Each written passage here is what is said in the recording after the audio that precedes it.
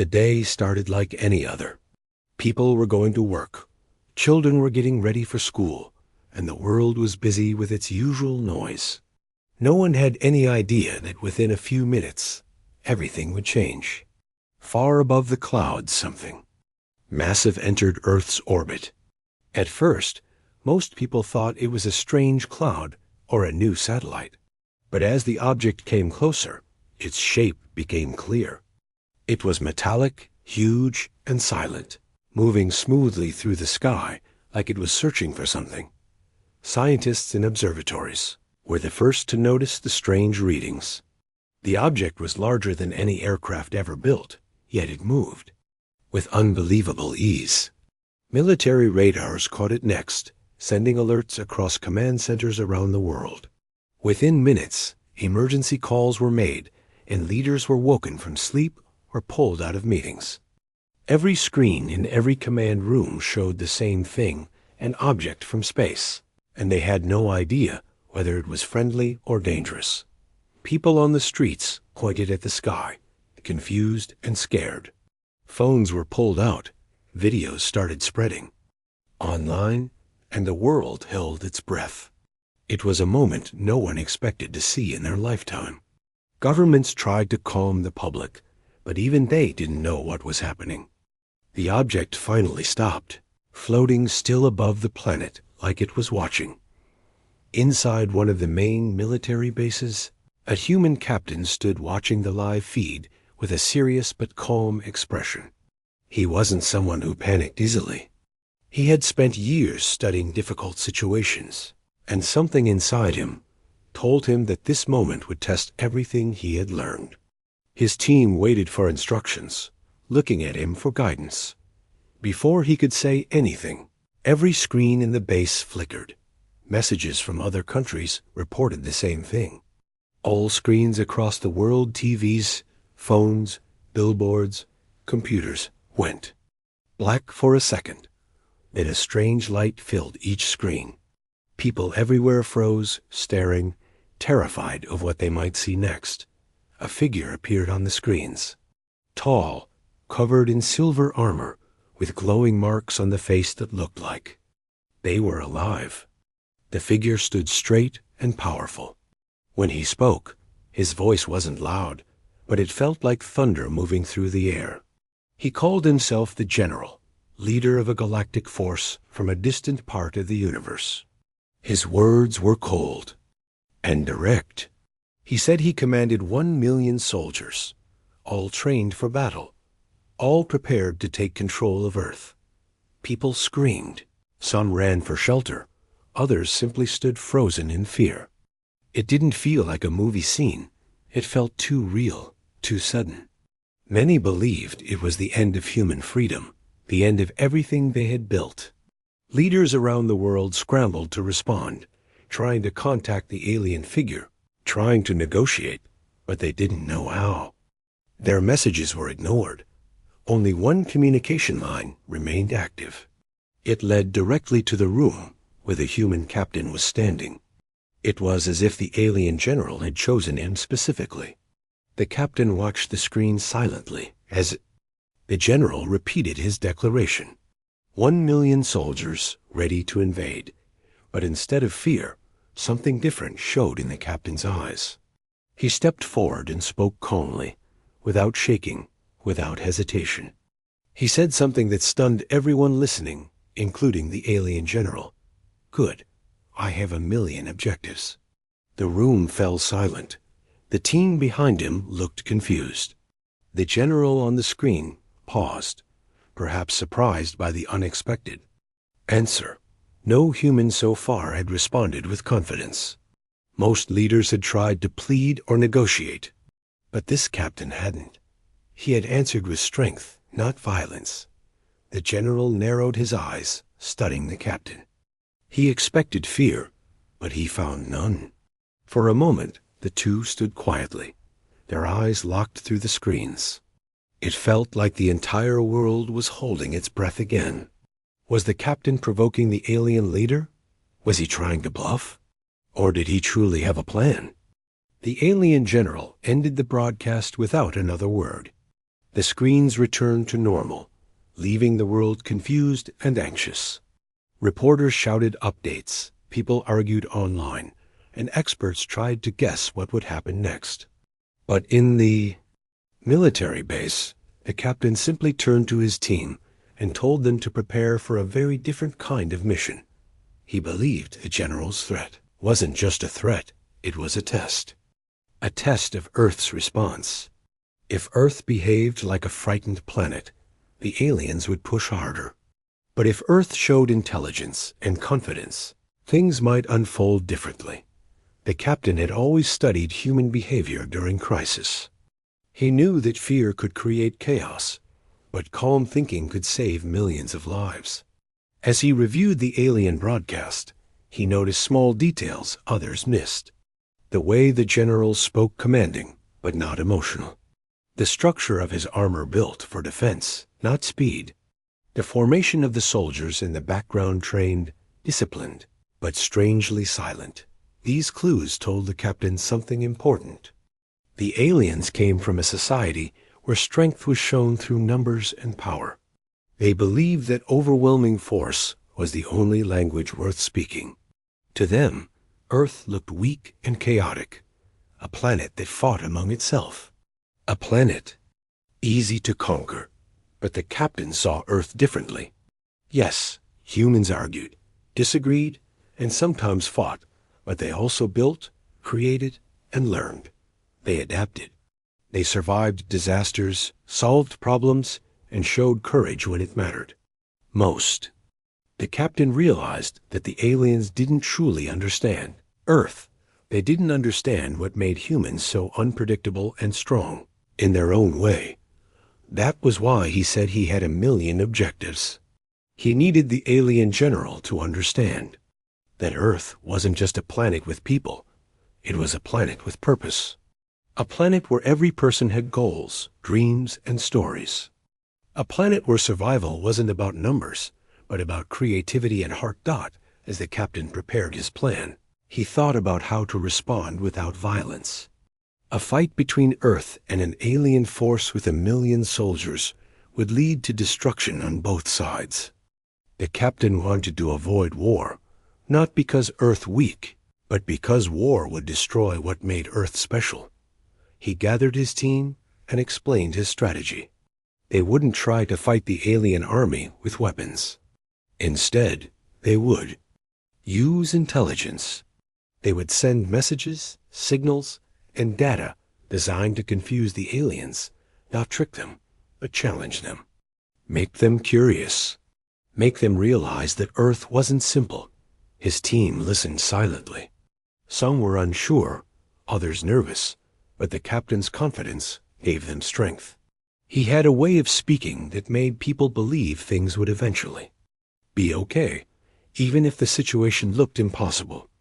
Meanwhile, the world reacted to the alien arrival in different ways. Some people prayed, some protested, and some simply waited. Families stayed close. Friends comforted each other. Even strangers on the street started talking to one another, something that didn't happen very often before. Fear had brought people together, but so had hope. Children asked their parents what would happen next. Parents tried to stay strong, even when they didn't know the answer. The sky looked the same as always, but everyone felt that the world had changed forever. The idea that humans were no longer alone in the universe was both exciting and terrifying. Night came, but no one really slept. The huge alien ship remained still above the planet, like a watchful eye. Some wondered whether the aliens were preparing for attack. Others hoped the silence meant a peaceful turn. The truth was, no one knew. Inside the alien ship, the general replayed the captain's words over and over. He found them strange. Other planets usually begged for mercy or tried to fight immediately. But this human captain had responded in a way that didn't fit the general's expectations. 1,000,000 objectives didn't sound like fear. It sounded like a challenge, one the general couldn't understand yet. The general wasn't used to doubt. His entire life had been structured, disciplined, and controlled. Planets fell easily because they feared him. But for the first time, something felt different. This human didn't show fear.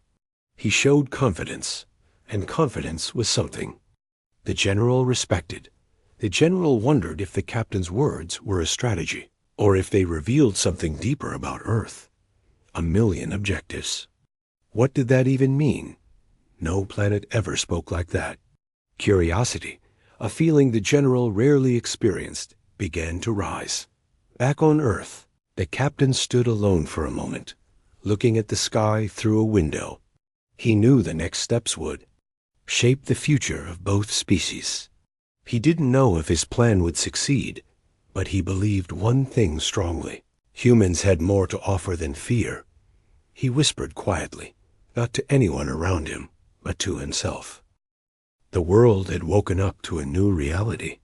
The enormous alien ship floated silently above Earth, and people were starting to understand that this was not a simple visit. The human captain and his team had spent hours analyzing the general's broadcasts, trying to find a weakness or an opening to negotiate. But every time they thought they understood the aliens, something new surprised them. It was becoming clear that brute force alone would not work against such a disciplined army. The alien general had made one thing perfectly clear. He had 1,000,000 soldiers ready for war. Every country on Earth scrambled to prepare defenses, fortify military bases, and create weapons that could reach space. Air forces were placed on high alert, and naval fleets were moved to strategic positions. But the captain didn't order his teams to launch a single attack. He had a different idea, one that didn't involve firing a weapon. Instead of preparing to fight, he started studying the aliens. He observed the way their ships moved, the signals they sent, and the patterns in their communications. He noticed that they relied heavily on coordination and control. Every move was precise, predictable, and structured. That precision was a strength, but also a potential weakness. The captain realized that humans could use unpredictability as a tool. People could think creatively, adapt quickly, and take risks that the aliens never expected. The first test came. Sooner than anyone imagined, small alien scouts appeared near Earth's atmosphere. Their mission was to observe, perhaps intimidate, and possibly even begin an attack. They moved with speed, scanning cities, military installations, and major landmarks. The general expected Earth to panic, to respond with weapons or fear. But the captain had a different plan. He ordered satellites to transmit confusing signals to the scouts. Radar systems were redirected in ways that made it seem like multiple fleets were in place. Lights, sounds, and electronic interference created an illusion of chaos. The alien scouts were momentarily disoriented, their scanners showing conflicting data. They reported back to the general, who was growing frustrated. Why aren't they reacting as expected? He demanded. His voice, once calm and confident, now carried a hint of irritation.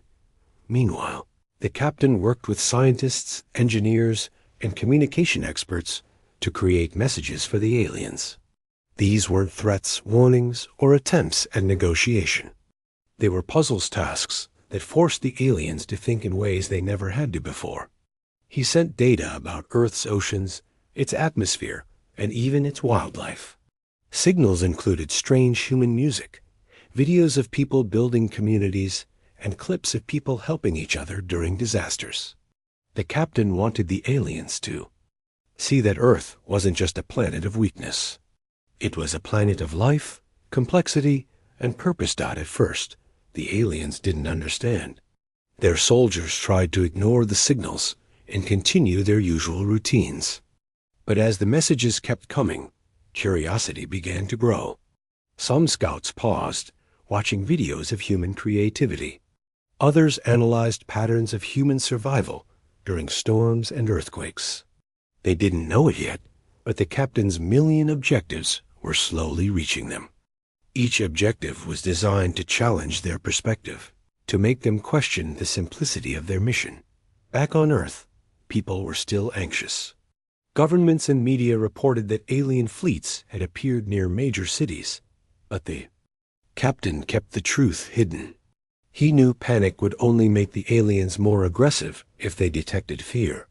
Instead, he focused on calm communication within his team.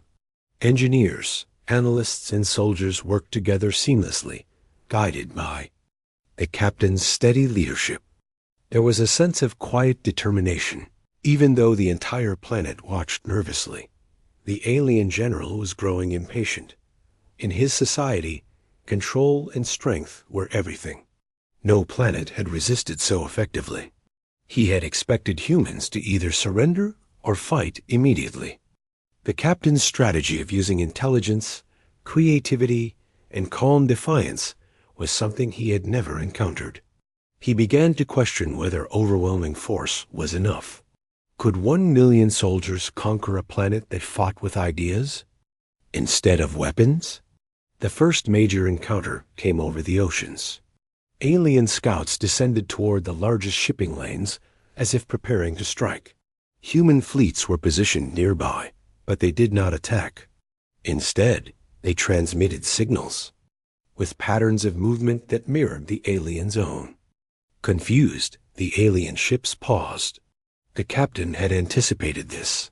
He had studied the way the alien sensors worked and knew that small, unexpected changes could disrupt their routines.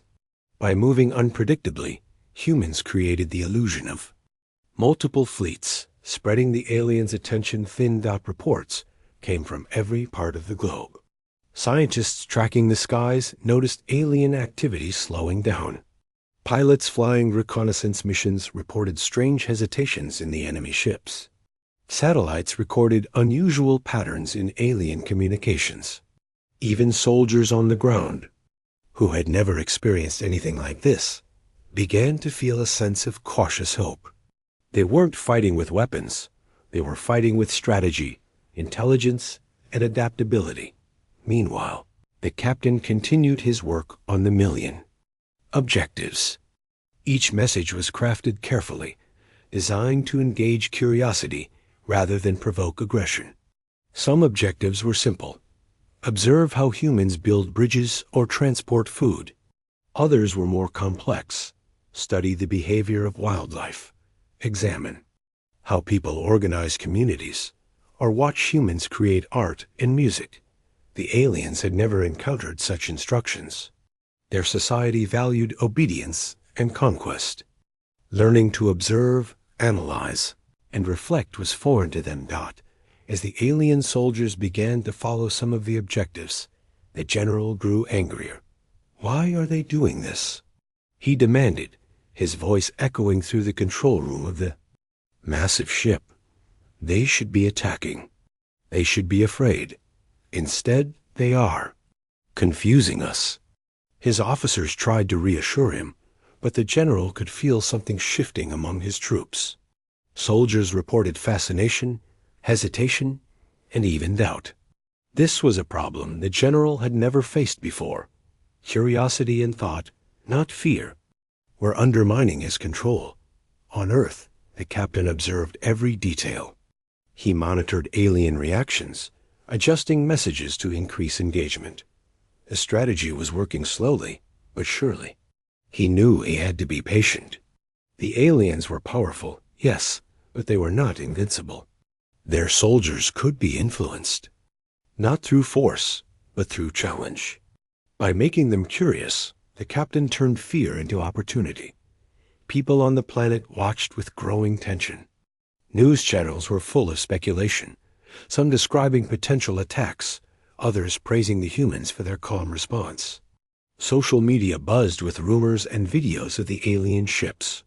Families gathered together, hoping for safety. Children asked questions about whether the aliens were friendly or dangerous. Adults tried to answer without showing their own fear. Humanity was united in its uncertainty, even if it didn't realize it. Days passed, and the alien general began to see a change among his troops. Scouts returned with unusual reports, observations of human kindness, resilience, and creativity.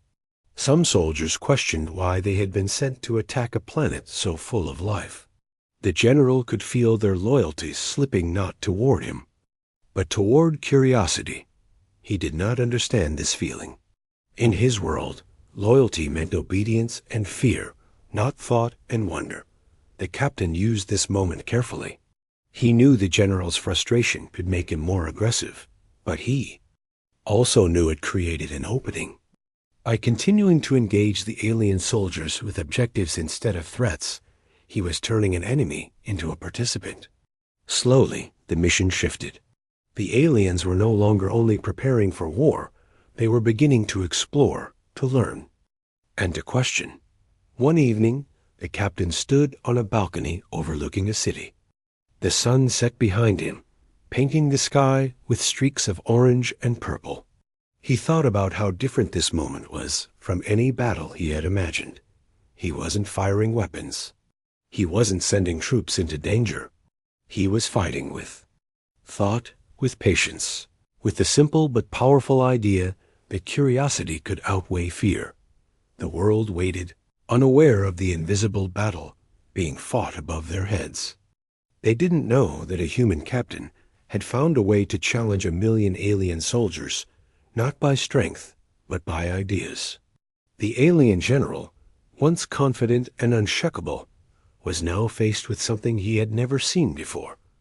A planet that refused to be intimidated, a leader who refused to bow to fear, and soldiers who were beginning to question their purpose. And so, the stage was set for a battle that would not be measured in explosions, destruction, or weapons, but in thought, strategy, and human ingenuity. The captain's calm mind, his careful observations, and his 1,000,000 objectives were beginning to shape the course of history. The aliens were learning that conquering Earth would not be as simple as they believed. For the first time, humanity had a chance not just to survive, but to teach. And the alien general, for the first time in his life, was unsure what true strength really meant. The world had grown used to the massive alien ship hovering silently above the planet, but life on Earth had not returned to normal. People went about their daily routines with an unspoken tension in the air. Children still played in parks, workers still went to factories and offices, but there was always a moment when eyes turned to the sky, as if waiting for something impossible to happen. The alien general's threat of 1,000,000 soldiers was still looming, but the human captain had discovered a new way to handle the situation. Instead of meeting force with force, he decided to act in a way no one expected. He did not order weapons deployed, nor did he prepare his people for battle. Instead, he sent instructions, messages, data, and signals designed to challenge the alien soldiers, not harm them. Each message was a new objective, part of what he called the MillIon. Objectives. These objectives were strange, sometimes playful, sometimes puzzling, but always meaningful. The first objectives were simple. Observe the oceans, note the patterns of waves, or watch how human ships moved. Some aliens were instructed to study human cities from above, paying attention to how people organized streets, markets, and homes. Others were told to watch humans care for animals, plant crops, or repair damage caused by storms. It was confusing for the aliens at first. They expected destruction and fear, not observation and study. At first, many of the soldiers resisted. They reported that the tasks seemed pointless. Why should we watch humans carry water? One soldier asked, "We are soldiers. Observation is not our mission." The general overheard these complaints and grew angry. In his world, strength was measured by force. Orders were obeyed without question. But the captain's objectives were not commands. They were invitations to think. Slowly, the alien soldiers began to participate. At first, out of curiosity, not obedience. Some watched as humans built homes after storms. Some recorded patterns of daily life, noting how communities solved problems. They began to notice that humans adapted in ways they could not predict. Small groups of soldiers reported back, describing their observations in careful detail. Their curiosity was growing. The captain watched every response carefully. He knew that patience was critical. The aliens were powerful, and if he pushed too hard, they might react with violence. But by allowing them to explore and learn, he was changing the nature of the encounter. The soldiers were no longer just instruments of war. They were participants. In a growing understanding, one of the more ambitious objectives involved music. The captain sent audio clips of human songs, some cheerful, some sad, some mysterious. The aliens had never experienced sound in this way. Their communications were precise and functional. But music? Music was chaotic, emotional, and unpredictable. Soldiers who listened to it reported unusual feelings, which confused the general. Why are they affected by this? He asked. This is not a weapon. This is noise. Yet the feelings persisted. Even soldiers loyal to the general began to whisper among themselves, wondering why humans created such strange experiences. Other objectives encouraged the aliens to interact indirectly with humans. Some were instructed to observe farmers planting seeds. Others were shown videos of volunteers distributing food to people affected by natural disasters. As they watched, a subtle change occurred. The soldiers who reported these observations began to note patterns of resilience, creativity, and cooperation. They began questioning the assumptions that everything about humans could be measured by strength and numbers. On Earth, people remained largely unaware of the slow transformation happening above them. They continued their daily lives, occasionally catching glimpses of the alien scouts or seeing strange lights in the night sky. News reports were filled with speculation, but the details of the captain's strategy remained secret. To the public, the aliens were a threat, but behind the scenes, a different story was unfolding. The alien general grew frustrated. His soldiers were supposed to be obedient and ruthless. They were supposed to intimidate humans into surrender. Instead, they were learning. They were asking questions. They were reporting observations that did not fit into the general's understanding of conquest. He could see their loyalty to him weakening, not in disobedience, but in curiosity. That curiosity, the general realized, was dangerous because it was uncontrollable. The captain noticed this subtle shift. Reports from alien soldiers showed hesitation and confusion. They were beginning to act independently, following objectives rather than direct orders. Some of them tried to understand human culture, art, and problem-solving. They began asking questions like, why do they care for each other? Why do they create things that are not practical? The captain saw this as a victory, even though no battle had been fought. One of the most remarkable objectives involved storytelling. The captain sent recordings of human stories of courage, failure, love, and hope. The aliens had never experienced narratives in this way. To them, information was data. Stories were illogical and full of emotion, but they also contained lessons and insights. Soldiers who listened began reporting that humans were unpredictable in ways that made them fascinating and, in some cases, admirable.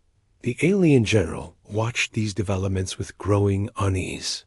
His soldiers, once perfectly obedient, were now reflecting on what they had learned. Some refused to report back immediately, choosing instead to continue observing.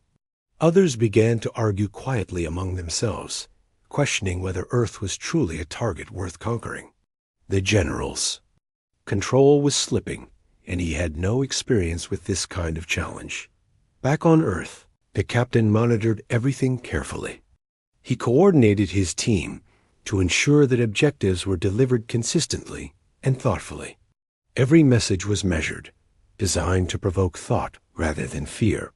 His goal was not to humiliate the aliens, but to show them that humans were not weak, and that strength came in many forms, not just weapons, but creativity, resilience, and intelligence, people began noticing subtle changes in alien behavior.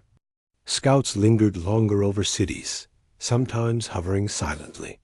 Satellites detected movements that suggested the aliens were observing rather than attacking. Even pilots reported unusual hesitation when flying near alien ships. The world's defenses remained on high alert, but the immediate threat of destruction seemed to lessen with each passing day. Among the aliens, a new conversation was starting. Soldiers who had once focused only on military objectives began sharing observations about human life. They worked together to survive storms, one soldier reported. They care for one another even when it is dangerous. Another added, they celebrate music and art. Why? These questions spread quietly among the troops, creating a network of curiosity that the general could not control. The captain understood that this was exactly what he wanted. By turning fear into curiosity, he had transformed the dynamic of the encounter. The aliens were still powerful, but their perspective was shifting. They were beginning to see Earth not as a prize to conquer, but as a living planet full of lessons they had never experienced. Even as this transformation occurred, Earth continued to prepare for potential conflict. Military forces remained ready. Scientists continued their research, and governments maintained alert systems. But the captain's approach proved that defense could be more than weapons. Strategy, patience, and creativity were just as powerful, if not more so, than firepower. One day, a small group of alien scouts returned to the main ship with detailed reports. They spoke of human communities rebuilding after floods, of teachers guiding children despite scarce resources, of families caring for the elderly and sick. These reports were unusual. They were full of admiration, curiosity, and even confusion. The general could hardly believe what he heard. His soldiers were no longer just instruments of war. They were observers, learners, and thinkers. The captain knew the challenge was far from over. The general was still a threat, and 1,000,000 soldiers were still poised above the planet.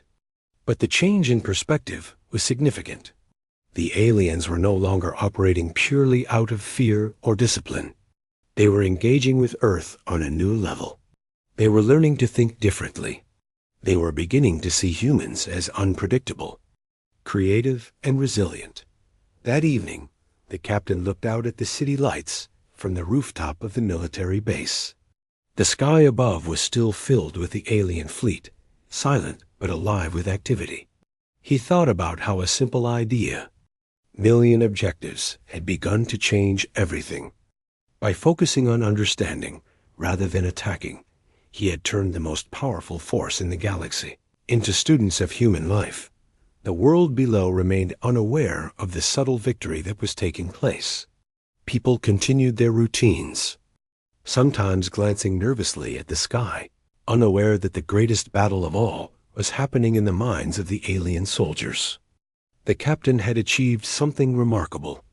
Without firing a single weapon, without demanding surrender, he had begun to reshape the intentions of 1,000,000 alien soldiers. The alien general, once confident and unshakable, was now troubled. He had sent his soldiers to conquer, to dominate, and yet they were returning with questions and insights that challenged his understanding. For the first time, he felt doubt. Could one human captain truly influence an entire alien force? Could curiosity and patience outweigh 1,000,000 soldiers' train? The alien general sat in his command room aboard the massive ship, staring at the reports coming in from his soldiers. He had faced countless worlds, planets that had surrendered at the sight of his fleet, cities that had fallen before resistance could even form. He had always relied on strength, numbers, and discipline. But now, something was happening that he did not understand. Reports from his soldiers were changing. At first, they had followed the captain's MillIon objectives, reluctantly, questioning their purpose, but obeying orders. Now the reports carried uncertainty, curiosity, and even admiration. Some soldiers had spent hours observing human communities, noting how they worked together to survive disasters, rebuild after storms, and care for one another. Others had watched humans create music, art, and stories, and their reports hinted at emotions the general could not explain. He had never seen his soldiers act like this. They were still disciplined, still powerful, still trained for war, but now they were thinking for themselves. They were asking questions he could not answer. They were discussing human creativity, resilience, and even kindness. And some of them were beginning to wonder if conquering this planet was truly worthwhile. The general's frustration grew. He called his closest officers to his side, expecting them to reassure him that discipline would prevail. But even they were confused. "Sir," one officer said, "they are hesitating. They are observing rather than attacking." Some refused to return immediately with reports, choosing to continue their observations. The general's glowing eyes narrowed. "Why are they doing this?" he demanded. "They should be obeying. We should be preparing for victory. This planet should be afraid, not studied." Another officer hesitated before speaking. "It is the human captain. His objectives, they are different. They are not threats. They are challenges. He is forcing our soldiers to think in ways they never have." The general's hands clenched. He had never encountered a challenge like this. On every other planet, fear worked. Threats worked. Obedience worked. But this human captain had found a way to influence his soldiers without using force, without firing a single weapon. The aliens were beginning to change. Meanwhile, back on Earth, the captain and his team continued their careful monitoring. They noticed subtle changes in alien behavior. Scouts lingered over cities longer than necessary. Reports from satellites indicated hesitation in flight patterns. Communication logs showed that some soldiers were sending unexpected messages, sharing observations and personal reflections rather than simple military reports. The captain understood what was happening. The aliens were starting to think for themselves, and the general was struggling to maintain control. To accelerate this shift, the captain designed a new set of objectives. These were more complex than before. Instead of just observing humans, the aliens were asked to engage with problems humans faced. Some were directed to study ecosystems, learning how plants and animals interacted to survive. Others were asked to analyze human infrastructure, noticing how communities responded to challenges like storms, droughts, and resource shortages. Even more unusual, some aliens were asked to examine human emotions, trying to understand why people helped one another even at great risk. When the new objectives were transmitted, reactions among the alien soldiers were mixed. Some were intrigued, others confused. "This is not our mission," one soldier reported. "We are supposed to fight, not study." But curiosity had taken root. Slowly, some soldiers began to explore the tasks, documenting their observations carefully. Their reports were no longer about strategy or efficiency. They were about humans, their creativity, resilience, and unexpected ways of problem solving. The general's frustration turned into worry. He watched as his soldiers reported that humans often survived disasters through cooperation, adaptability, and ingenuity. They rebuilt cities, saved lives, and sometimes even forgave those who had harmed them. These reports contradicted everything he had taught his soldiers about power, control, and conquest. How could a planet so fragile in appearance be so strong in spirit? One soldier returned with a report on a community hit by a massive storm. Buildings had collapsed, roads had flooded, and resources were scarce.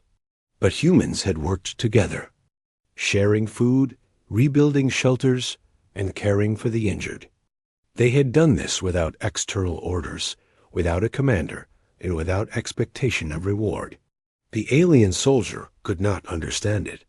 "They are resilient in ways I cannot calculate," he wrote.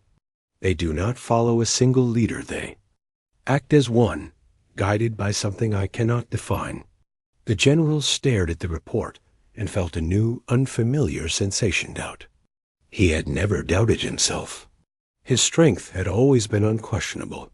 His strategy had always worked.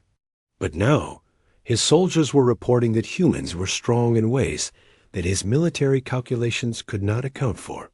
For the first time in his life, he was uncertain. Back on Earth, the captain realized the importance of timing.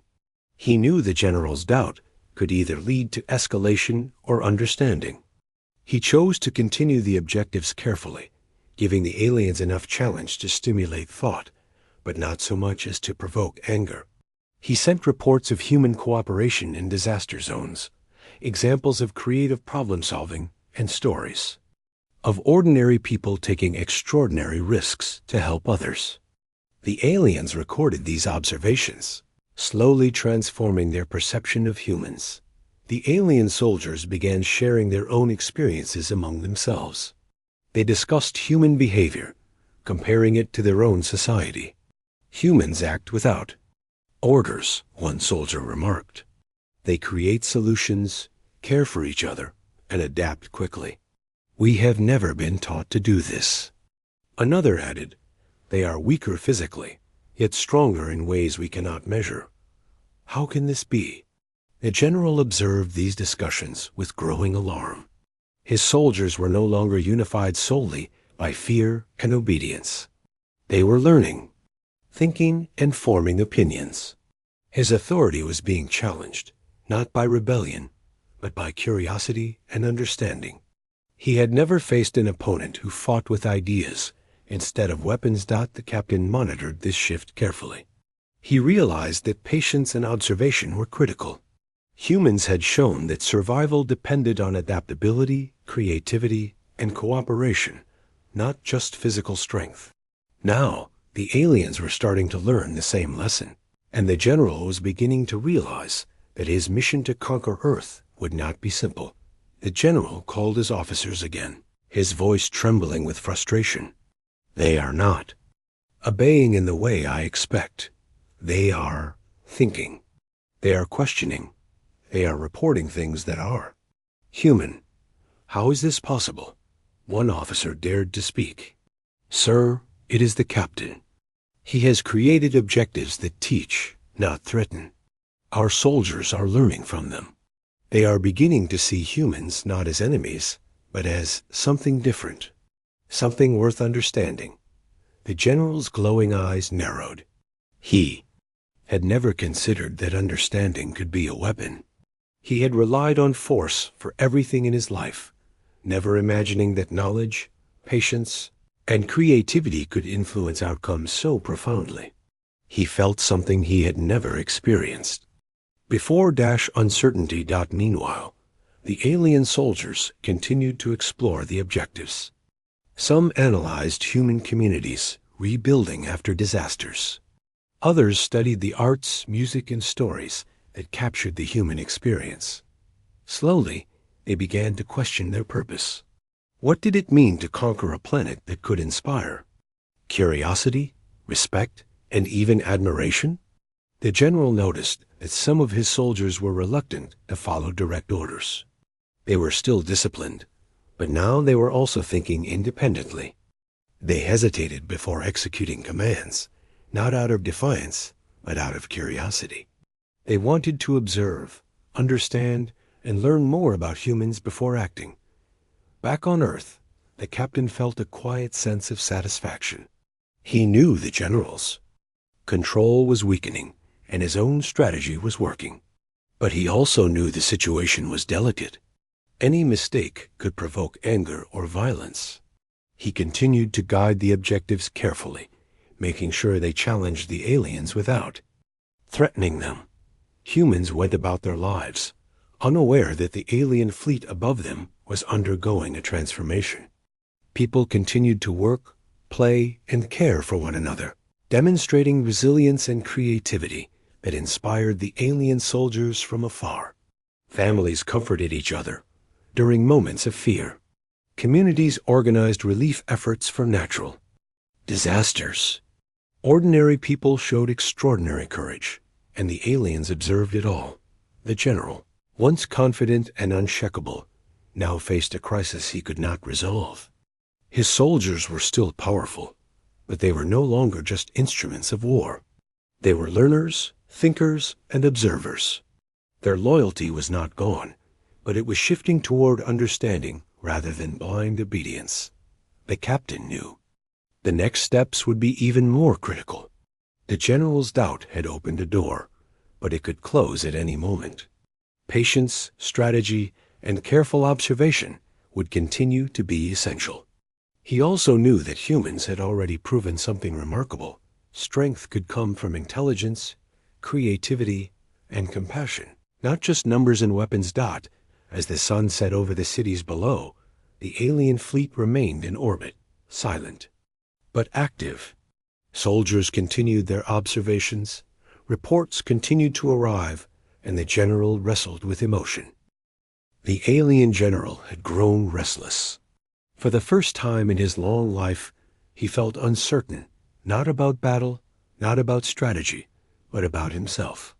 His soldiers, once perfectly obedient, were questioning his orders. They were curious about humans, observing them not as enemies, but as something to understand. The general did not like this feeling.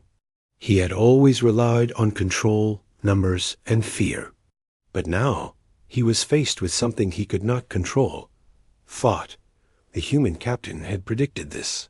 He had expected that patience, strategy, and a careful plan of observation would shake the general's certainty. And it had worked. The alien leader could no longer see humans as simply weak or conquerable. Yet the general's pride made him hesitant to admit it. He did not want to show weakness in front of his troops. Still, deep down, he knew he needed answers. He made a decision. He would confront the captain directly. Not through soldiers, not through messages, but in person. He wanted to understand the human who had managed to influence 1,000,000 soldiers without firing a single weapon. It was a challenge he could not resist. The world held its breath when the general requested a meeting. Communication lines were opened, and a safe passage was arranged. Humans were cautious but curious. Governments had little choice but to allow the meeting under strict observation. The captain prepared carefully. He did not arm himself heavily, nor did he prepare for a battle. He brought only his calm, clear mind and a plan to speak honestly. The day arrived. The alien general descended to a secure location where the captain was waiting. The two faced each other for the first time. The general was imposing, tall, armored, and glowing faintly from his marks of authority. The captain, by contrast, appeared calm, grounded, and focused. There was no fear in his eyes, only determination. "Captain," the general began, his voice deep and commanding, "you have influenced my soldiers. You have forced them to think in ways I never taught them. Why do you do this? Why do you not fear us?" The captain stood steady. "Because fear accomplishes nothing. War accomplishes nothing if it destroys what is worth protecting. I do not fear you because I believe in what humans can do. And I believe that force is not the only answer." The general's eyes narrowed. He had faced countless worlds that had submitted to him immediately. No one had spoken to him like this. No one had questioned his understanding of power and conquest. He felt a strange sensation, curiosity, mixed with frustration. "You have 1,000,000 soldiers," the general said, "and yet you do not prepare to fight them. You do not call for weapons or reinforcements. How can this be strength?" The captain smiled slightly. "Strength is not just numbers, weapons, or fear. Strength is intelligence, resilience, creativity, and cooperation. Humans have survived countless disasters, wars, and challenges not by being the strongest physically, but by thinking, adapting, and helping one another. That is our strength." The general paused. His mind raced. He had never considered that strength could exist outside of power and control. He had built his entire life on the principle that numbers and discipline were everything. Yet the humans, before him and the reports from his own soldiers, were showing a different truth. You teach your soldiers through objectives, not threats, the general said slowly. You make them observe, think, and learn. You have done this to my forces. But why? Why not simply destroy? Because destruction is temporary, the captain replied. It leaves nothing behind. But teaching, understanding, and cooperation create lasting change. You have 1,000,000 soldiers. I have 1,000,000 objectives. Each objective is designed to make you see the world differently, not to conquer it, but to understand it. The general's glowing eyes flickered as he processed this. His soldiers had returned from Earth with reports of human resilience, creativity, and compassion. They had begun to question their purpose, not out of rebellion, but out of understanding. And now, face to face with the captain, he could see the source of it. You are clever, the general admitted. You have challenged me without weapons, without fear, without violence. Yet I cannot deny it is effective. The captain nodded. It is not about defeating you. It is about showing that there are different ways to approach life, conflict, and purpose. Humans are not perfect, but we are capable of learning, adapting, and creating meaning, even in impossible situations. That is why we survive. The general's voice softened, almost unconsciously. I have never understood this. In my world, obedience and force are the measures of success. But here, I see something different. My soldiers are thinking, questioning, observing. I do not know what to do. You do not have to know everything, the captain said calmly. You only need to choose. You can continue to see humans as enemies to conquer, or you can see us as a challenge to understand. You have the power to decide what kind of leader you want to be. The general looked away for a moment, his thoughts racing. His soldiers had already started choosing on their own. Some refused to carry out orders blindly, preferring to continue observing humans. Some shared ideas among themselves about human creativity and resilience. The general had never lost control like this. For the first time, he realized that power alone was not enough to command loyalty or respect. Humans. He muttered, almost to himself, You are complicated.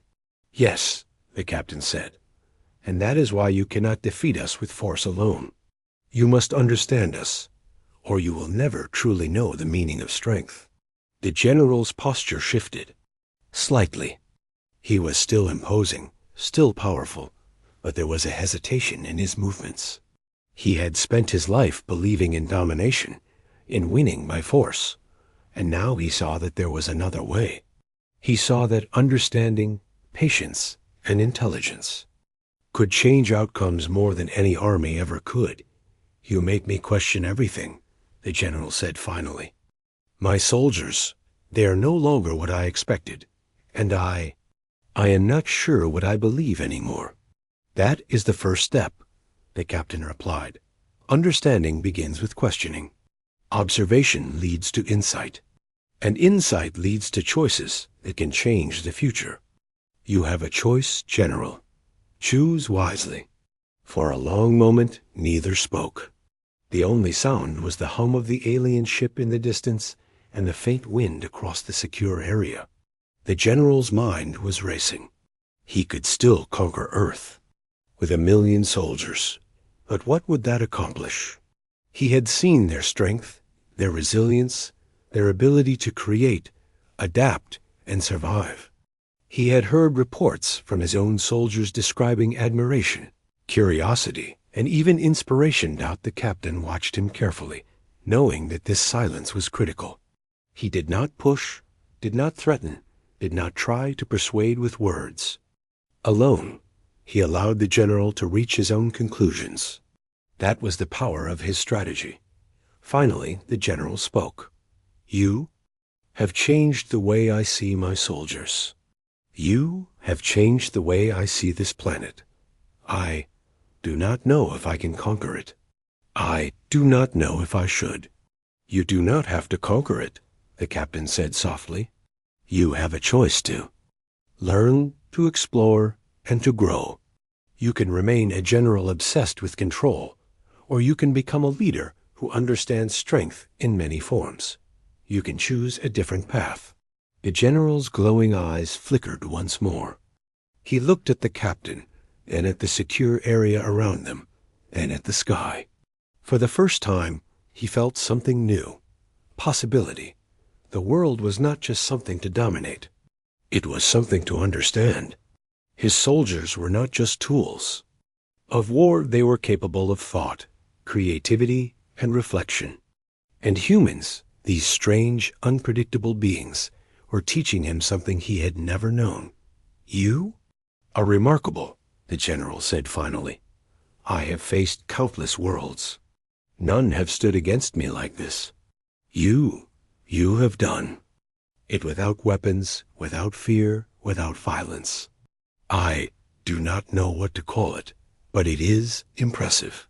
The captain smiled calmly. You can call it understanding. You can call it patience. You can call it the choice to see things differently.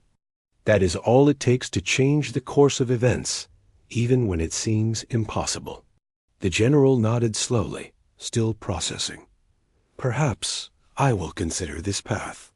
I will need time to understand what you mean fully. But I see that there may be another way.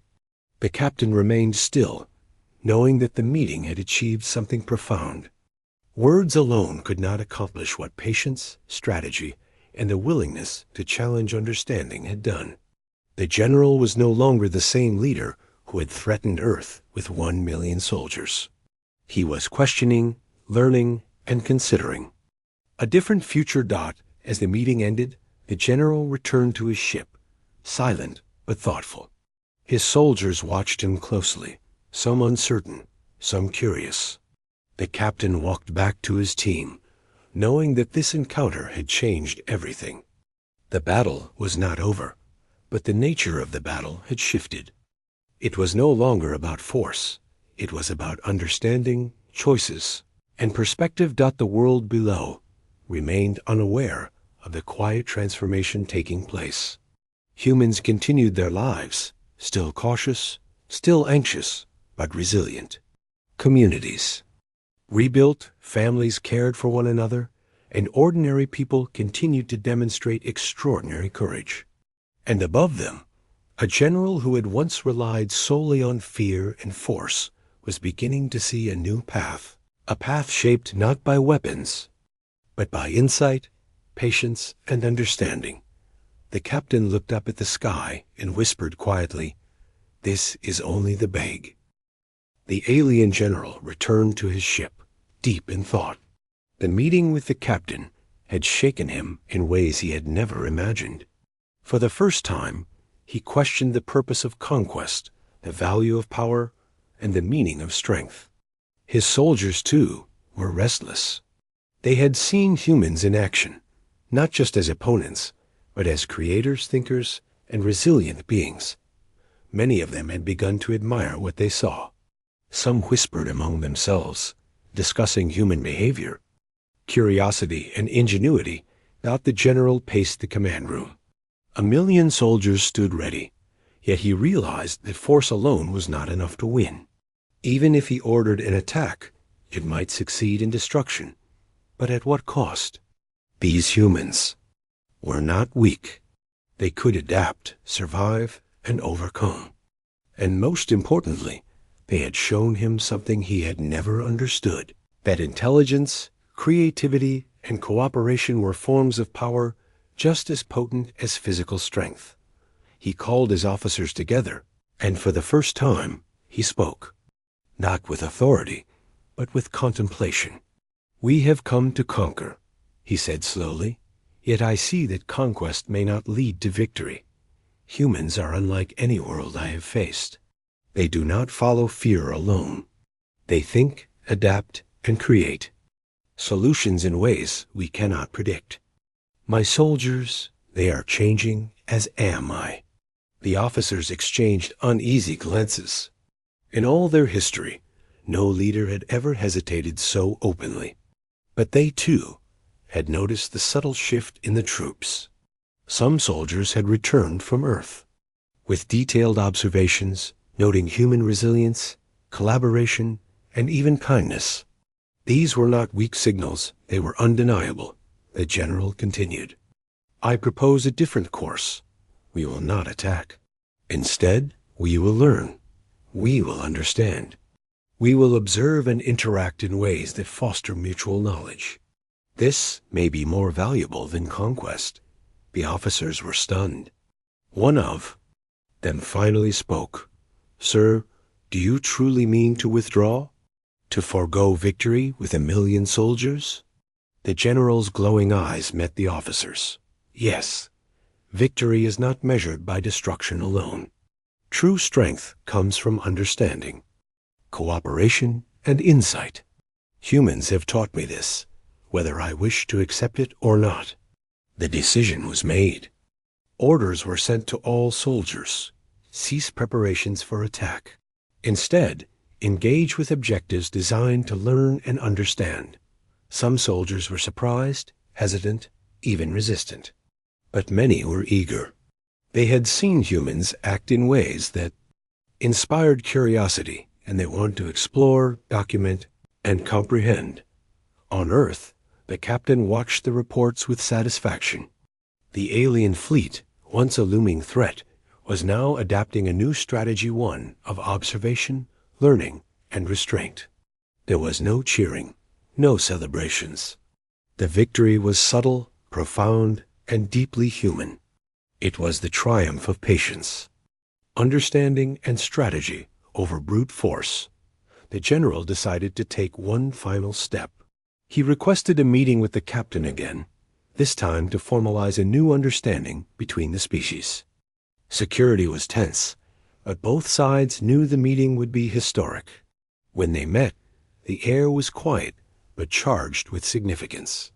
The general's presence was as imposing as ever, but there was a newfound humility in his posture. Captain, he said, I have made my decision. I will not attack. My soldiers will no longer prepare for war against your people. Instead, we will observe, learn, and cooperate.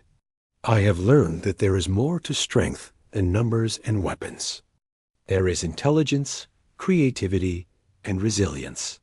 Your people have shown me this, and for that, I am grateful. The captain nodded calmly. It is not just gratitude, General. It is a choice for the future. Your soldiers have the opportunity to learn from humans, and we have the opportunity to learn from you. There is much we do not understand about your people and your technology. Mutual understanding can benefit both worlds. The general considered this, his glowing eyes reflecting the thoughtfulness of his decision. I have lived my entire life in certainty, believing that strength alone defined all outcomes. Now I see that there are other forms of strength, forms I had ignored. You have forced me to reconsider everything. The captain smiled gently. And that is all any of us can do, force ourselves and others to think differently, to adapt, and to grow. Conflict is not always about destruction. Sometimes it is about insight. The alien general nodded. We will cooperate. My soldiers will work alongside your people in observation, learning, and exchange. We will create a dialogue instead of a battlefield. This will be the new path. Orders were sent throughout the fleet. Alien soldiers, once prepared for battle, now took on new objectives. Documenting Earth's ecosystems, studying human communities, analyzing technologies, and even observing cultural practices like music, art, and education. Their missions were not to conquer, but to understand on Earth. Humans gradually noticed the change. Alien ships that had once hovered threateningly above cities now maintained a respectful distance. Scouts appeared to observe, but without aggression. Reports from satellites indicated that alien technology was being used to study natural phenomena, monitor environmental patterns, and assist in understanding planetary systems. The world felt a cautious sense of relief. People were still alert, still vigilant, but the immediate threat of destruction had passed. Governments and scientists began tentative communication, planning exchanges to share knowledge and understanding. It was the start of a historic collaboration. For the alien general, the experience was transformative. He had always defined success by conquest, yet now he understood a new concept: leadership through understanding. His soldiers, once instruments of war, became explorers and learners. The general's perception of power shifted from domination to knowledge, from fear to cooperation. The captain, too, reflected on the journey. He had faced a formidable opponent, armed with 1 million soldiers, yet he had succeeded without firing a single weapon. It was not luck nor chance, but careful observation, strategy, and understanding of human resilience that had achieved what might have seemed impossible. Both species began to communicate, exchanging knowledge, culture, and technology. Humans shared insights about life on Earth, innovation, and adaptability. The aliens shared advanced technology, perspectives on interstellar navigation, and methods of observation and analysis. Mutual respect began to grow, built on the foundation of curiosity and learning rather than fear and dominance. The general and the captain held one final meeting to solidify this new era. "We have seen that strength comes in many forms," the general said. "Today, I understand that force is only one part of power. Intelligence, patience, cooperation, and resilience are equally important. Your people have taught me this lesson. I am no longer here to conquer, but to learn and exchange knowledge." The captain responded, "And your people have the chance to see that humans are not defined by fear or weakness. We survive and thrive because we think, adapt, and cooperate. We can teach, but we can also learn. This is the beginning of a relationship between our worlds that can grow stronger over time." From that day forward, the alien fleet did not descend as a threat, but as observers and collaborators.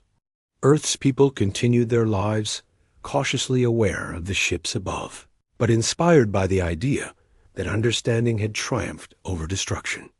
Communities strengthened, scientists collaborated with alien observers, and humanity experienced the profound realization that patience, strategy, and empathy could change even the course of interstellar events. The general, once confident in conquest alone, now walked a path of reflection and learning. He had seen the power of the human spirit and the depth of intelligence that could arise from curiosity and collaboration. He had learned that even the most formidable force could be guided by insight rather than intimidation. The captain looked up at the sky one evening, watching the alien ships hover silently, recording, analyzing, and observing. The air felt different, not tense, not threatening, but full of potential. Humanity had survived, not through weapons, but through patience, understanding, and ingenuity. The alien soldiers had changed. The general had changed. And the world had witnessed a moment in history where 1 million soldiers faced a single captain, and instead of war, they learned, observed, and chose a new path. It was not a story of victory in the traditional sense, but it was a story of triumph. Nonetheless, triumph of thought over force, patience over fear, and understanding over destruction. Humanity had shown that even in the face of overwhelming power, intelligence, creativity, and resilience could turn enemies into allies, fear into curiosity, and war into the beginning of a shared future. The alien general spoke one last time to the captain. "I see now that power is more than numbers. Strength is more than weapons. You have shown me a new way, Captain. one that I will remember for the rest of my existence." The captain smiled.